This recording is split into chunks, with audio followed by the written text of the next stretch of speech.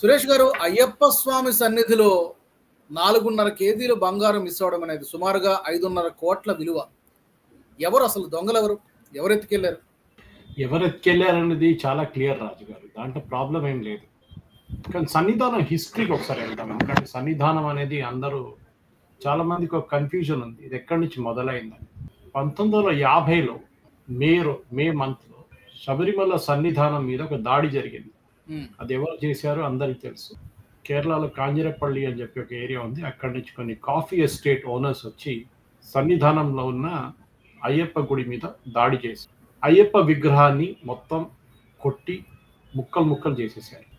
తల తీసేశారు, చేయిలు కోసేశారు, కాళ్ళు కోసేశారు అయ్యప్ప. దాని తర్వాత గుడిని తగలబెట్టారు. We're talking of May 1950, 1950, independence తర్వాత 5 సంవత్సరాలు. అది తెలిసింది ఒక నెల తర్వాత. ఎందుకంటే మేల్శాంతి అక్కడి నుంచి మలయాళం మంత్ ఫస్ట్ మంత్లో ఆ టైంలో 2 రోజులు 1 రోజే తీసేది గుడి. ఇప్పుడు 5 రోజులు తీస్తే ఓపెన్ పెడతారు. సో ఆ మలయాళం మంత్ పూజలు అయినాక ఆయన దిగి వెళ్ళిన తర్వాత తిరిగి వచ్చినప్పుడు జూన్లో ఇది కనిపించింది అనమాట. ఇది మొత్తం గుడి తగలబెట్టారు.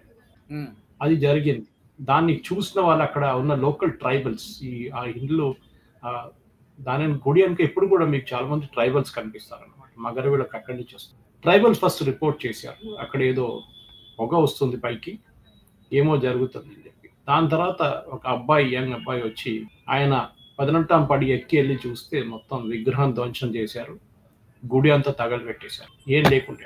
ఇది స్టార్టింగ్ హిస్టరీ. చాలా మంది మర్చిపోయారు. ఇప్పుడు కూడా అయ్యప్ప విగ్రహం, అక్కడ ఉన్న విగ్రహం దాని తర్వాత ఇన్స్టాల్ చేసింది.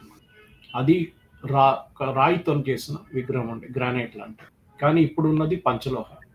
ఆ విగ్రహం ముక్కలు తీసి, ఒక చిన్న ముక్క తీసుకొని, అన్నిటికంటే పెద్ద ముక్క దొరికిన దాంట్లో తీసి ఒక చిన్న బెల్ లాగా తయారు చేసి సన్నిధానంలో పెట్టారు. ఇప్పుడు కూడా ఉంది అది.